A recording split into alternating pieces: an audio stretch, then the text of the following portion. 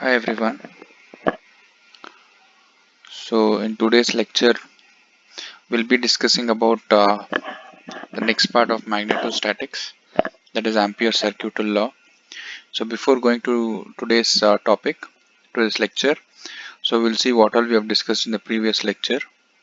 So this is what we had discussed in the previous lecture, right? So in the previous lecture, we discussed what is Biot-Savart's law, right?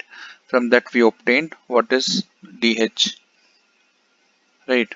So what we need is the current element DIL, right, and the distance between the current element and the point where we are calculating the electric field intensity. So that will be cube.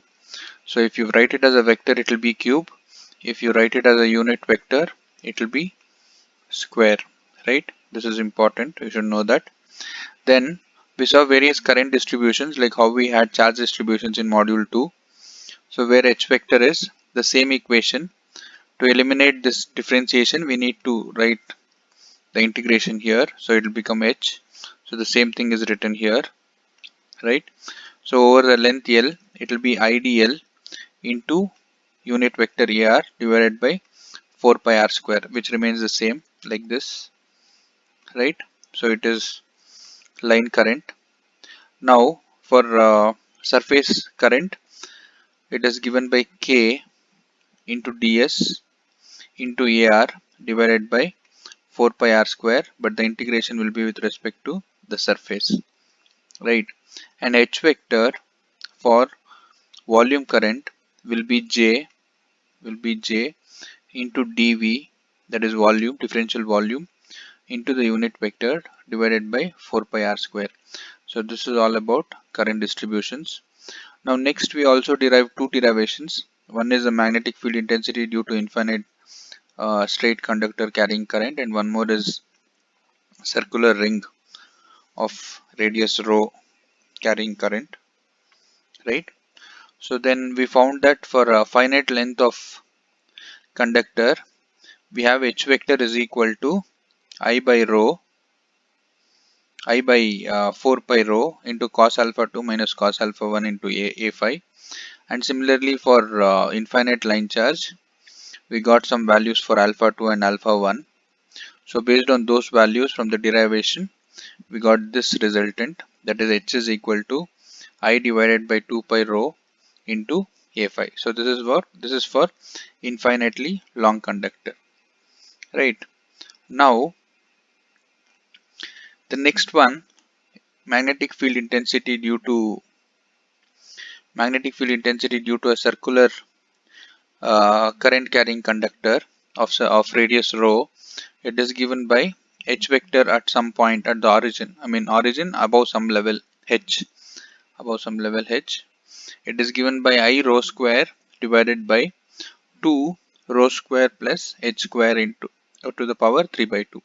Here we have Az because we had a diagram like this, if you remember.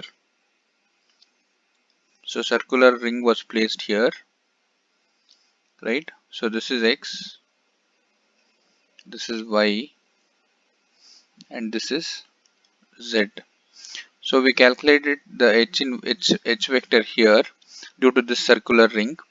So that is why H vector will always be in this direction. So that is why we have this AZ. That is why we have this AZ cap unit vector. It doesn't have any component of X or Y because the circular ring is placed in XY plane, right?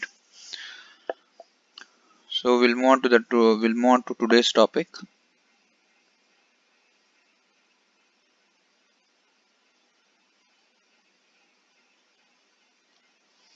Yes. So today's topic is Ampere circuital law, right? So Ampere circuital law, and it is also one of the Maxwell's equations. We have derived it earlier also, if you remember in second module, right? When we derived E is equal to minus gradient of V, that was also one of the Maxwell's equation. So now coming to the statement. So before coming to the statement, try to understand this diagram. Now imagine there is a straight conductor like this, there is a straight conductor which is placed along z axis, right? So now we know if the current is in this direction, so if you hold this conductor in your right hand such that the thumb is pointing along this arrow, then the finger curled will give the direction of h. That is what is happening here, exactly like what we discussed in the previous lecture. So if you hold the conductor such that the thumb is in this direction, the magnetic field will be in this direction, right? Now coming to Ampere circuital law, what it states is now suppose you know what is h vector. It should be a circular loop, right? It should be a circular loop. Now if you know what is what is h vector, right? If you know what is h vector, then you can find what is the current this loop is, what is the current that is enclosed by this loop, right? So if you know what is h vector, you can find what is the current enclosed by that particular loop, right? Now read the statement. So Ampere circuital law states that the line integral of h around the closed path, this closed path is important, closed path is the same as the net current I enclosed, right? Current enclosed by the path, current enclosed by the path. Now which is the path? This is the path, this is the path. So what is the current enclosed by this path? It is nothing but I enclosed, right? Now if you think with respect to Biot-Savart's law, right? Now if this is the current carrying conductor, if this is a current carrying conductor, what if I take a bigger loop? If I take a bigger loop, right, again h vector will be along this one. Now since this loop is more far, this loop is more far from this one, right, h vector will be less, h vector will be less compared to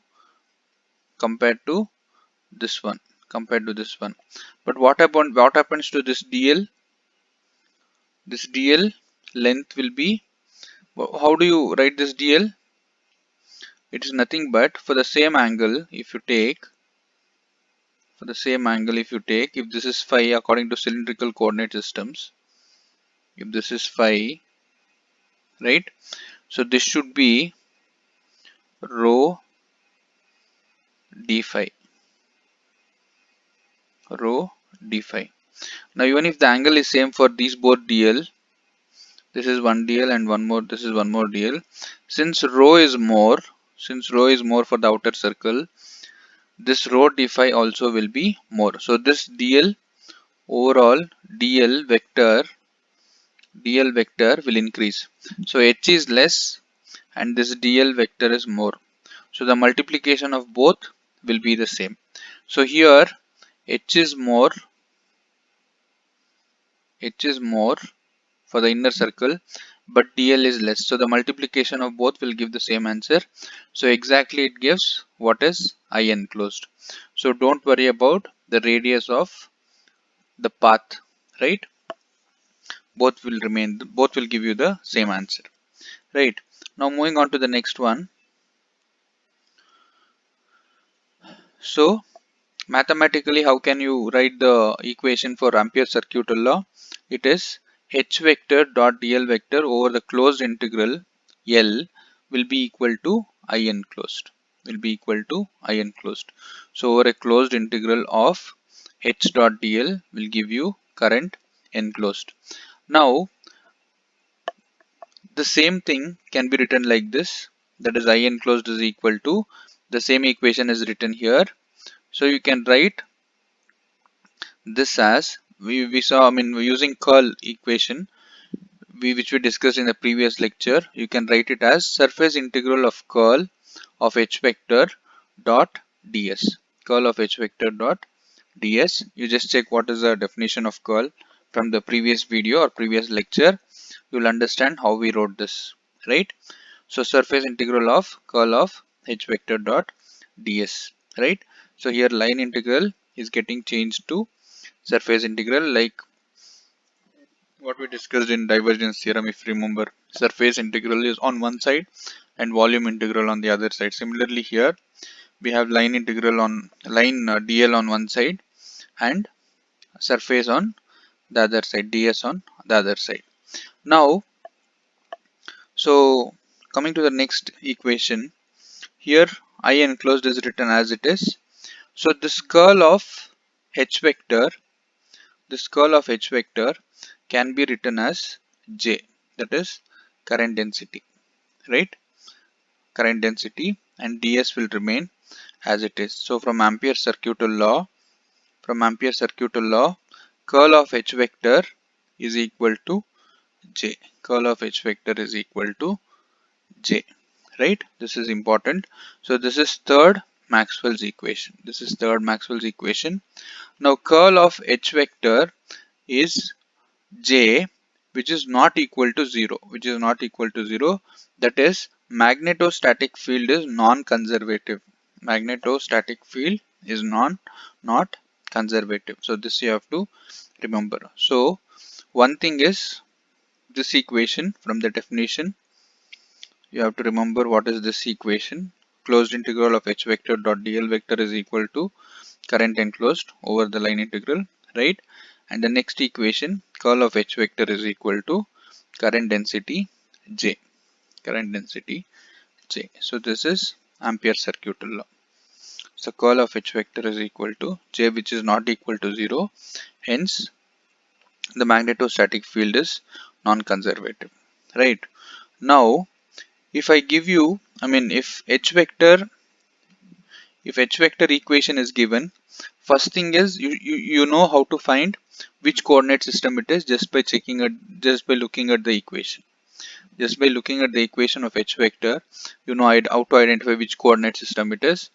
Now if I ask you to find what is j vector, or what is the current density j, it will be a vector, j vector, then how do you calculate?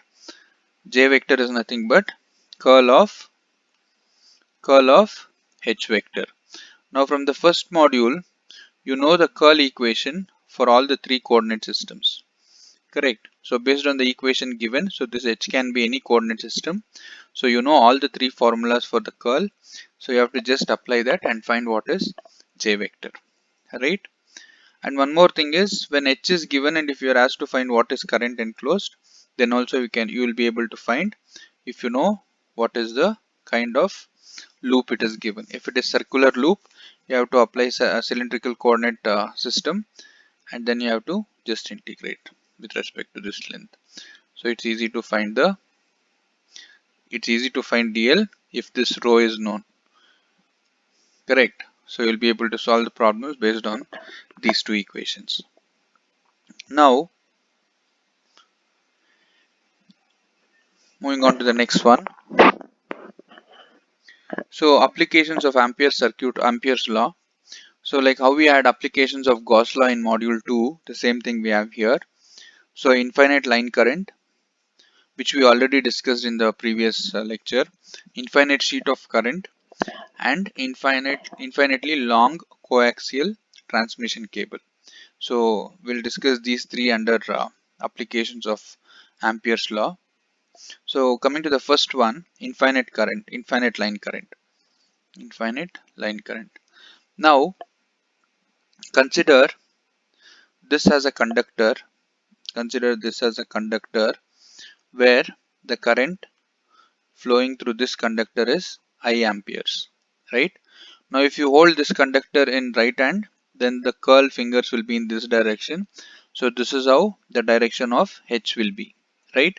So wherever you are applying this Ampere circuital law, that is called Amperian path. Like how we call Gaussian surface, it is called Amperian path. Always it should be closed, right? Now this is what we have from Ampere circuital law. This is what we have from Ampere circuital law. From the previous slide we know this. from the definition of, I mean from the statement of Ampere circuital law. Now, so I will be integral of h phi a phi into rho d phi a phi. Now how did we get this?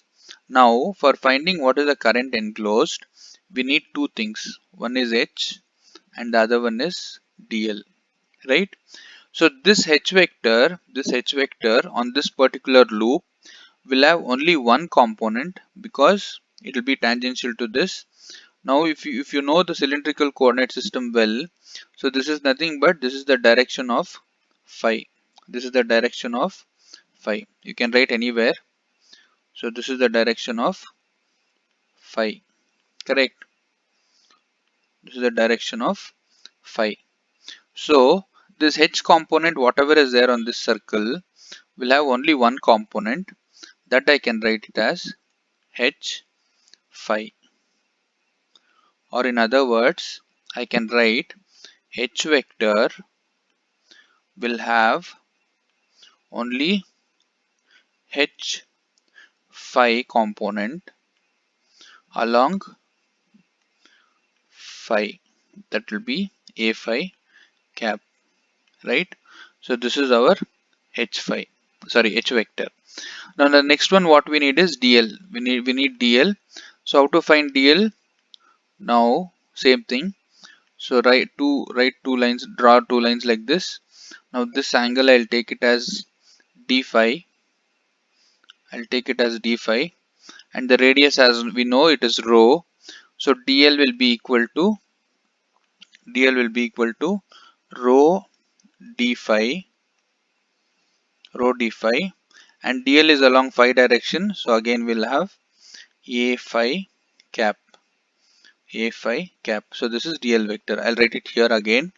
So dl vector will be equal to rho d phi a phi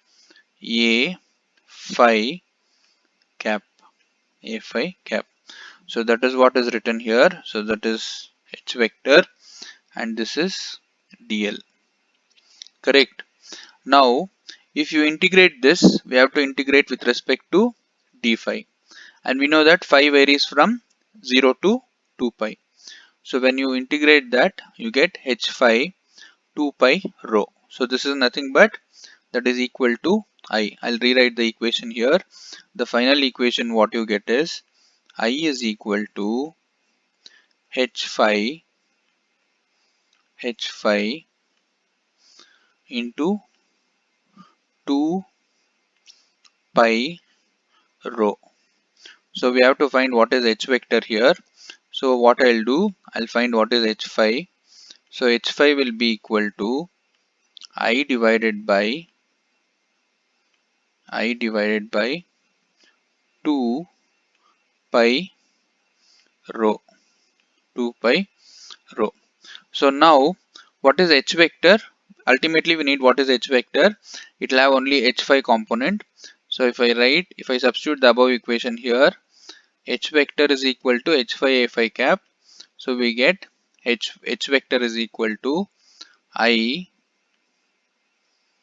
divided by 2 pi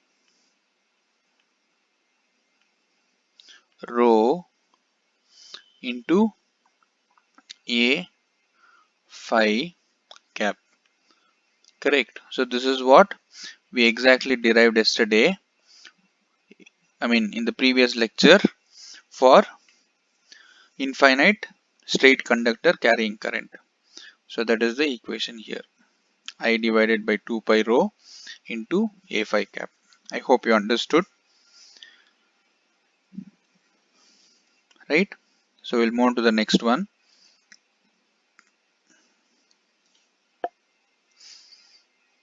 Yes. Now the second one, it is infinite sheet of current. Now here, before going to the derivation, I want you to understand the diagram first, right? So this is X and this is Y and this is Z. Now since we are dealing with infinite sheet of current, assume the infinite sheet is placed on a plane where Z is equal to 0. It is placed in Z is equal to 0 plane, or in other words we can tell that this infinite sheet of charge is placed on xy plane. Xy plane, both are same. Z is equal to 0 plane or xy plane. Now the current on this sheet, we'll assume it like this. The arrows represent the current here, right? The arrows represent the current. So it is flowing in this direction, along y direction, right? Along y direction.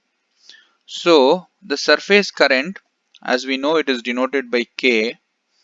The surface current K is equal to Ky into Ay, right? Why we have Ay here? Because the current is along y direction, right?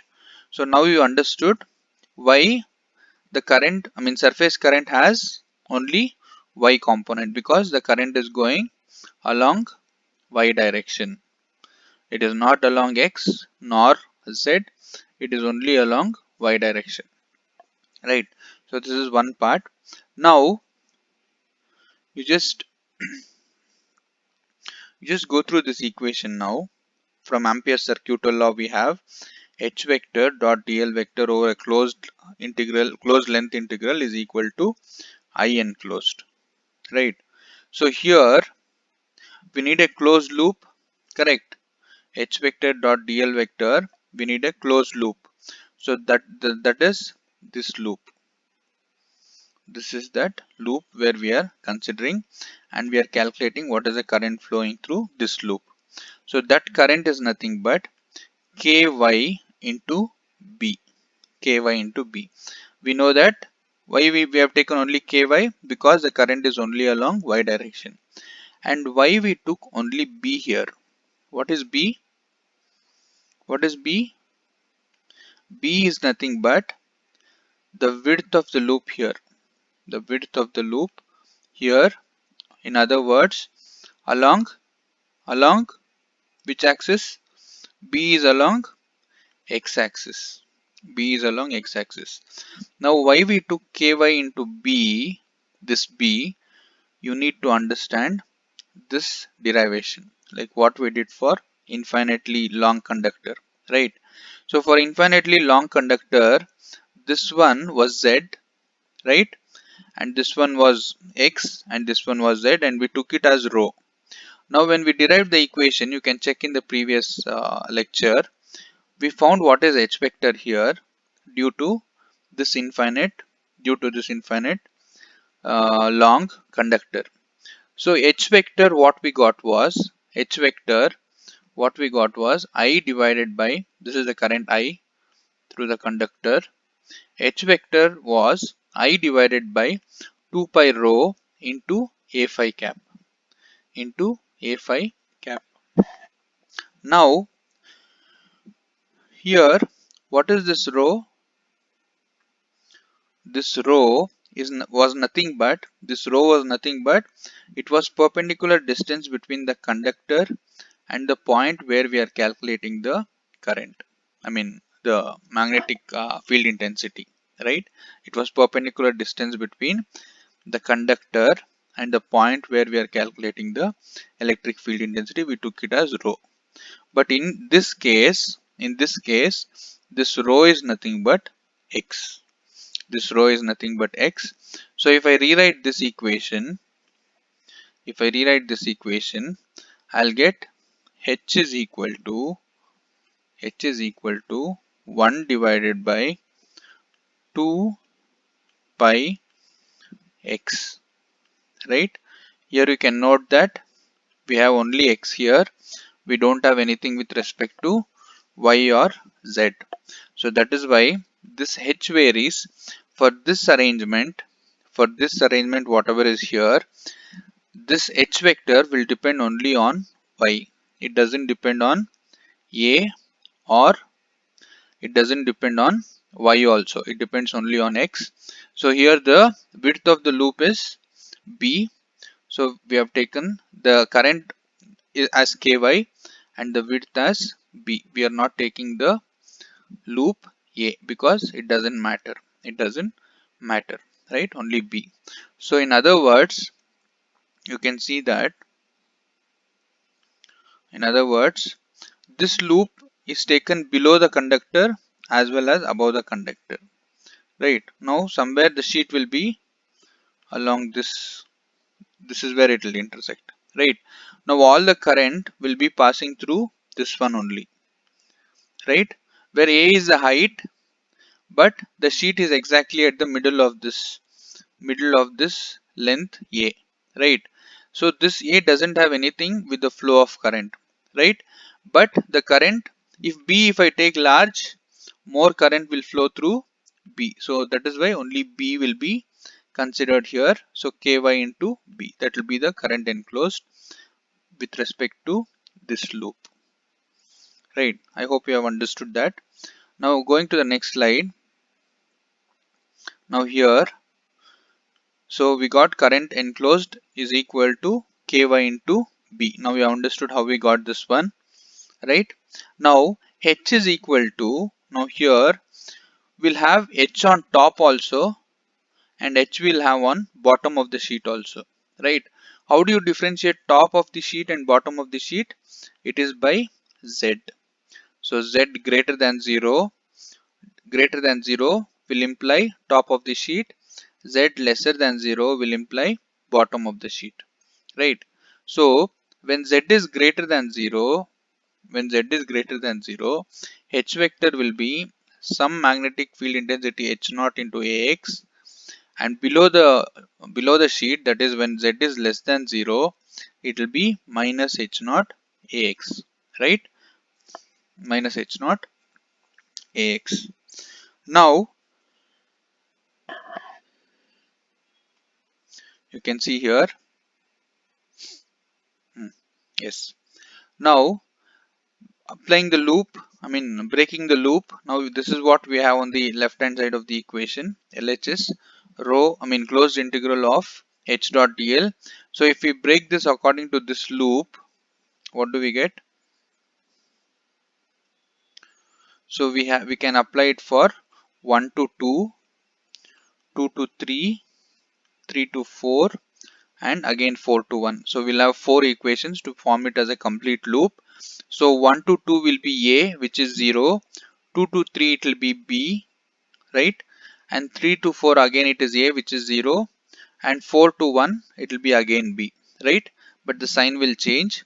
So that is what is written here: 1 to 2, 2 to 3, 3 to 4, and 4 to 1 H dot dl.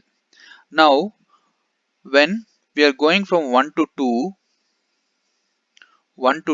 it is along vertical direction, right? So A is not considered, A is 0.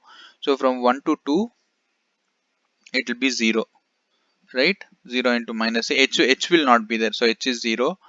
Whereas from 2 to 3 it is minus H into minus B. From 3 to 4 it is 0. From 4 to 1 it is H naught into B, right? So we'll have only these two terms. When you add these two terms, you will get 2 H naught B, right? Now what was this? This is nothing but closed integral over length H dot dl. Now that is also equal to KYB. Now can I write this KYB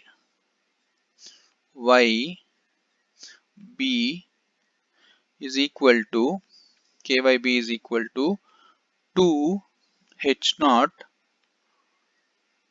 2 H naught B, correct? Equating this equation and this equation.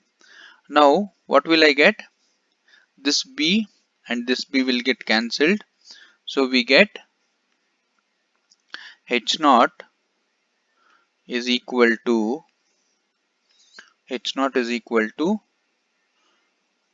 1 by 2 K Y. And one more important thing what you have to notice, we have H vector only along one direction. So H vector will be H naught into AX cap. AX cap. So when you substitute it here, so this is H vector. H vector will be half of ky into Ax cap. That is after substituting H naught here. H naught here, you get half ky into Ax cap for z greater than 0 and minus half ky Ax cap for z lesser than 0. Right. So in general, how can we write? In general, we can write H vector, sorry. In general, we can write H vector is equal to half of k vector cross an cap. So where this an cap, since we have direction also here plus and minus, so we have to take this cross product, right? So if I rotate x towards y, the direction will be different. If I rotate y towards x, the direction will be different. Since we have to cover both positive and negative part, we have to include this cross sign here, right? So that is why it is cross there, cross product. So h vector is equal to half of k into k vector into an cap. An cap. So this is in general for infinite sheet of current density k ampere per meter, where an is the unit normal vector directed from the current sheet to the point of interest. Point of interest is the point where we are calculating h vector, right? So next we'll move on to the next one. So the last one, that is infinitely long coaxial transmission line. So before starting this derivation, you try to understand this, what is coaxial cable. So this is how the coaxial cable will be. So you'll have one inner conductor first, then you'll have free space or this dielectric, right, for some radius, and again you'll have one more conductor layer, and then you'll have free space or some plastic coating, right? So the same thing is represented here. So this is the first thing, this is the conductor, right? So the radius of this, I'll take it as a. The radius of the first conductor is a. Now again, from when when the radius is b, I have one more conductor of thickness t. So this is one more conductor and it has some thickness which is t, right? So that is this one. This is the thickness t. I hope you are understanding now, or else I'll write it this way. So I can take radius of various things here. What all radius I can take? First one is the radius of the conductor, which is a, which is a, right? Now next I'll take the next conductor is at radius b, b, right? Now the next radius I'll take it here. So what will be this one? The radius of this one was b and this thickness is t.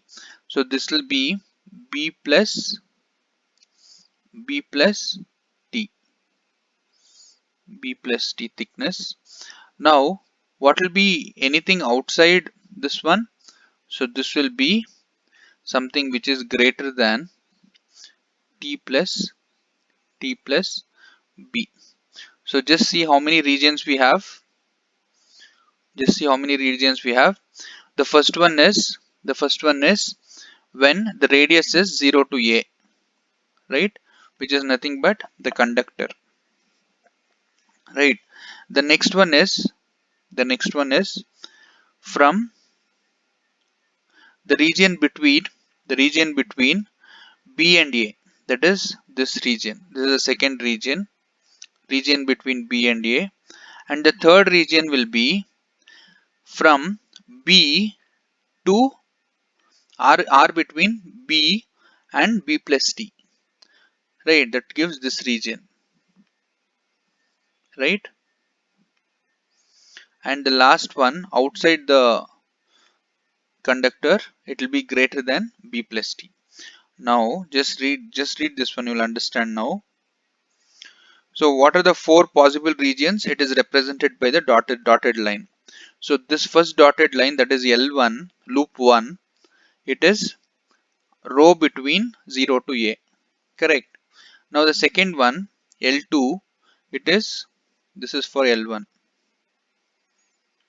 And for L2, row is between A to B. And for L3, this one, for L3, row is between B and B plus T. And the last one, L4, it is outside the conductor. So this is, row is greater than or equal to B plus T. So these four regions we have to apply. We have to apply and check what will be H vector for, using Ampere circuital law. Right. Now I hope you have understood what are the four regions. So we'll apply Ampere circuital law for one by one.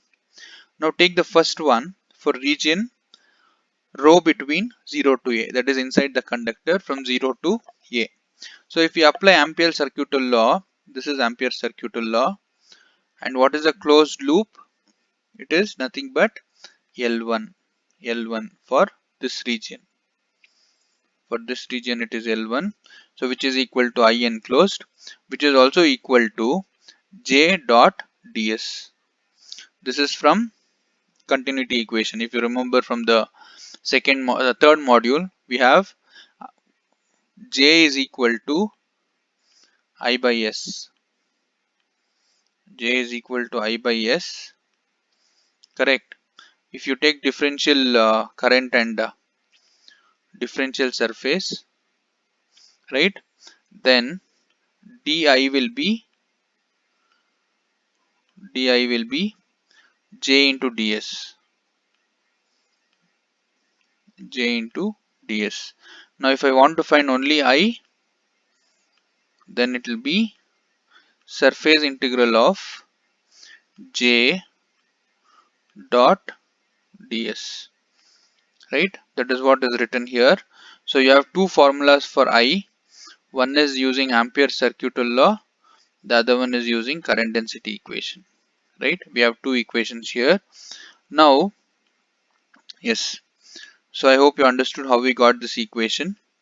Now going to the next one, we have J is equal to I by pi a square. What is J? J is nothing but I by surface. J is equal to I by S. So what can be the surface area for a circular conductor? It is pi a square, right? Area of cross section pi a square into AZ, Now why AZ? Here we can see this is Z axis, and the current is coming out of the screen, right? Then when you hold the thumb outside your laptop or a mobile screen, the curl represents right hand thumb, right? When you hold the right hand such that the thumb is towards you, that is outside from outside from your laptop or mobile, the curl of the fingers will represent H vector. That is what is shown here, right? So we are taking along Z axis, so that is why we have AZ cap here, right? So then what is ds? Ds is nothing but along Z axis. So what we have for a, well, consider this one. So this is from cylindrical coordinate system. So this is AZ cap. So we know that this one will be d rho differential elements. I hope everyone remembers from first module. So this will be rho d phi, right? So what will be this surface area? So ds vector will be equal to rho d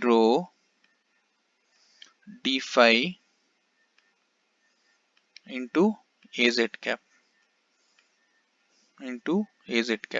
So this is ds vector with respect to az.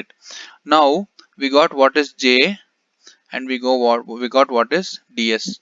So substituting it here. So what are the two?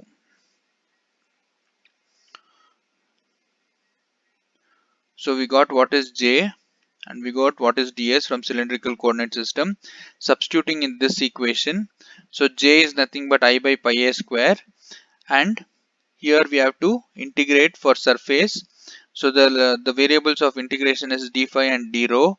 So d phi will be phi is equal to 0 to 2 pi for full conductor, and we know that rho is equal to 0 to rho, which is nothing but a here in this case, but that rho can vary from 0 to a, right? So when you solve this one, what do you get? You get I divided by pi a square pi rho square, which is equal to pi and pi get cancelled, so I rho square by a square. So this is I enclosed. Now substituting it here, now current will have, I mean this h phi. Now if this was z, this will be phi, that is nothing but h. So h will have only phi component, so h phi closed integral of dl will be equal to h phi, right? Dl, what is dl? Dl is nothing but the length of this loop, so if I take it as rho, what is the circumference? It is nothing but 2 pi r, so 2 pi rho. So dl will be 2 pi rho, right? So when you solve this one, you will get I mean which is equal to I enclosed. So I enclosed, I'm writing it here, right? So when you solve this one, you will get h phi is equal to I rho 2 pi will go down, right? And this rho and this square will get cancelled, so we'll have only one rho. So you get h phi is equal to 2 pi a square. Now this is only for the first region, that is when we took the radius, I mean for the first region, that is L1, for the first loop, that is L1. Now we'll go to the next one. Now going to the next one, so we have completed this one now.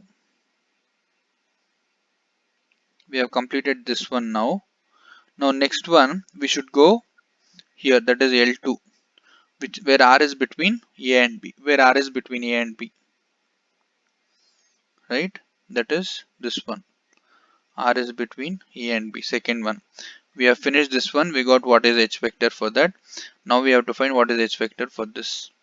Now for the second case, it is can we say that, now here look at this diagram.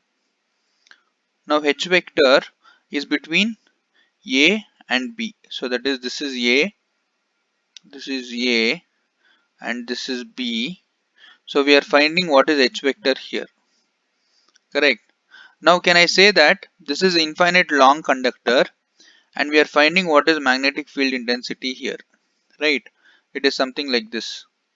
So infinite long conductor is placed here and I'm finding in the free space, I'm finding what is H vector, right? It will be in this direction, sorry. I am finding what is H vector.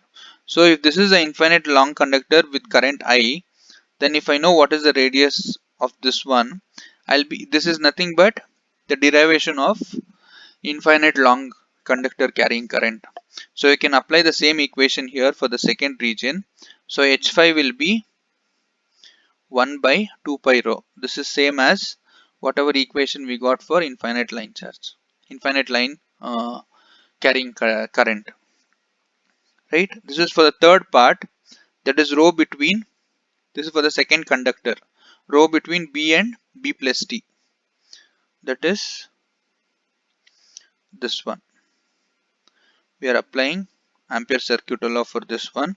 So here the radius is B and here the radius is B plus T. So when rho is between B and B plus T, we use, that is the path L3.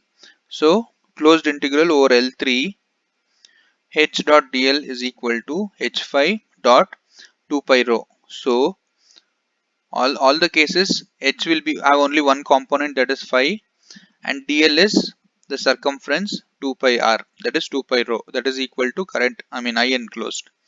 So here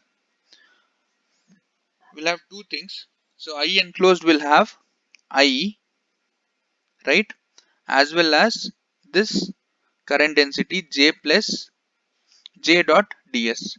Now understand here, where are we applying the third loop?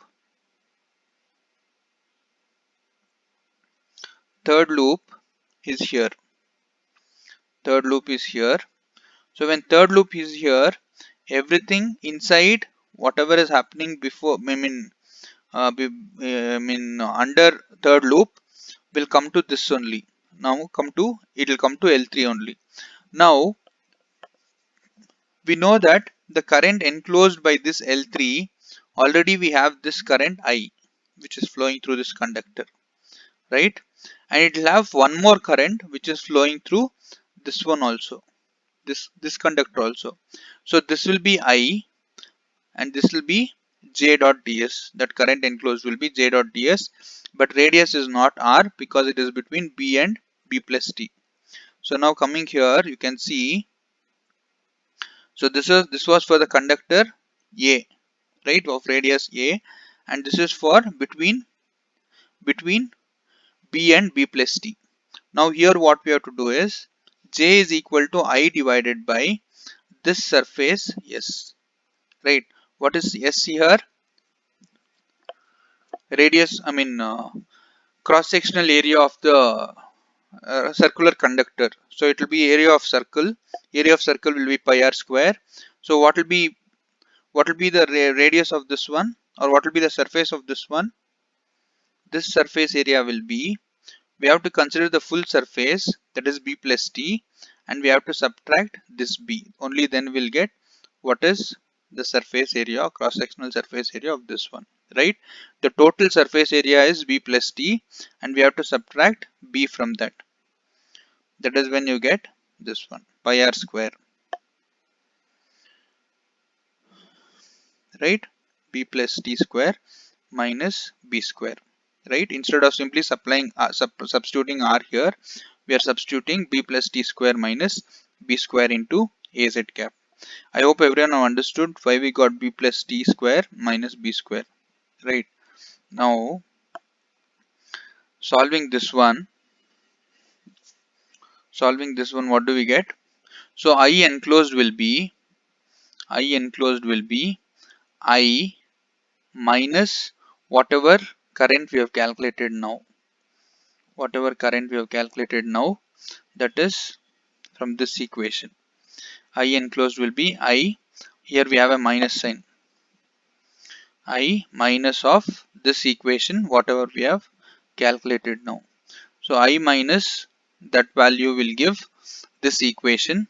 And again here we have a surface with respect to same thing, d rho and d phi. So it will be from phi is equal to 0 to 2 pi, and rho is between b to rho, right? So rho, initial is b, and this can go anywhere. This can go up to any point, that is t, right? It should be lesser than b plus t. This rho should be lesser than b plus t. So now when you substitute this, when you solve this equation, this is the equation what you get for h phi, right? H phi is equal to I divided by 2 pi rho into 1 minus rho square minus b square divided by t square plus 2bt, right? This is for the third loop.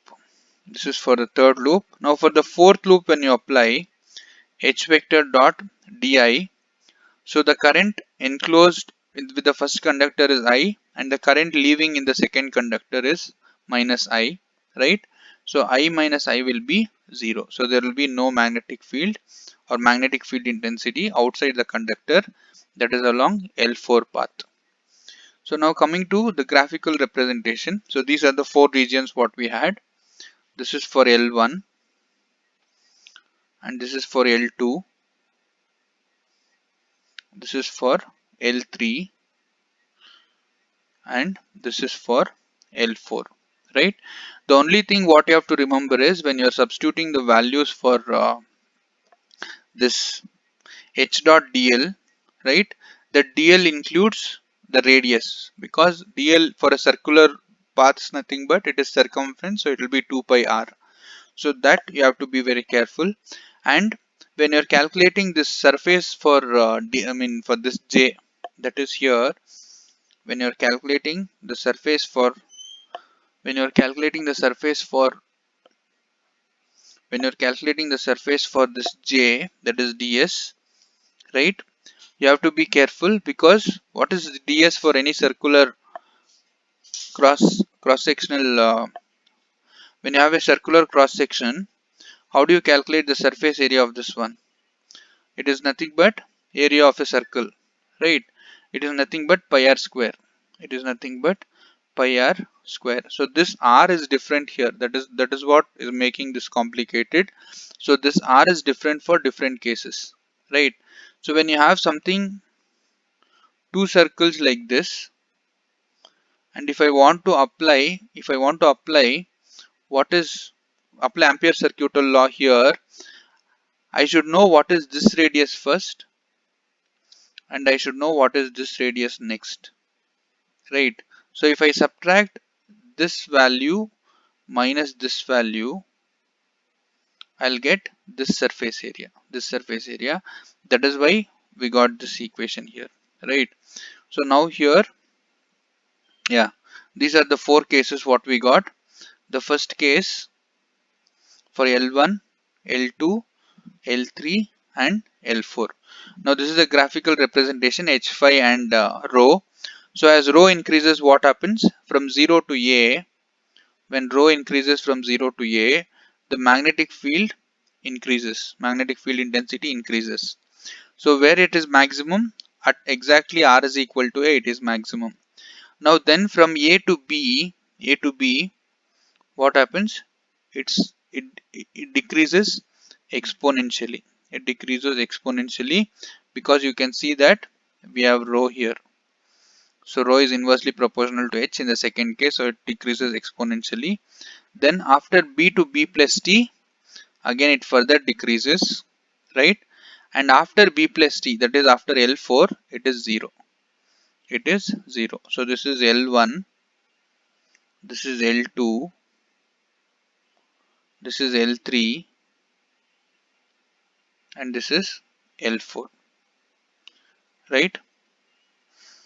Yes. So this is the, what to say, this is the plot what you get when you plot it for H5 versus rho, right? So we'll start with magnetic flux density from the next class. So what I request you to do is, please take a, when you are solving this derivation, try to draw this diagram and try to obtain what is the surface area of the first conductor and the second conductor before you start this derivation. After you listen to this lecture, you please try to obtain what is the surface area of the first conductor, that is this one and this one. It will be useful for calculating here. That is for j dot ds. You need the surface for that, or if you go through this derivation properly, you'll understand how we got this derivation, right? So we'll continue in next class. We'll start with magnetic flux density. I hope everyone have understood what all we have discussed today, right? So what all we have discussed,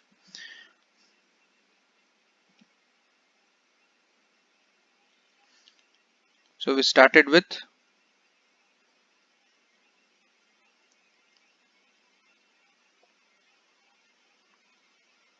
we started with we start with Ampere circuital law. So if you know what is H vector, and if you find what is the closed integral of H dot dl over the length, it will give you what is the current enclosed within that loop, right? That is Ampere circuital law.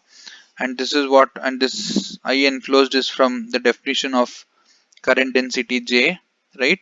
When you equate these two, you get J as curl of H, right? And this is third Maxwell's equation, and we know that magnetostatic field is not conservative, right? Because J, a curl of H vector is not equal to 0, because it will, I mean, J will have some value, so J cannot be 0, current density cannot be 0, so it is not conservative, right? And then we discussed the applications of Ampere's law. So this was the same equation what we got in the previous lecture for H vector, and this was for infinite sheet of charge. We got H vector is equal to the current density K into the unit vector an, half of that. And then for the coaxial cable, it was quite complicated. So if you know the length, I mean, if you know all the loops properly, you have to take one by one and then you have to solve. So here the current entering is I and the current leaving is minus I. That is why we took plus I into minus I for the last case. So yeah, from coaxial cable. So these are the four regions. You should know all the four regions properly for understanding this derivation. So we obtained what is H5 for all the cases, right? All the cases. Then we plotted the graph and we know what will be the variation of H5 along R, right? So we'll continue in the next class with magnetic flux density. Thank you.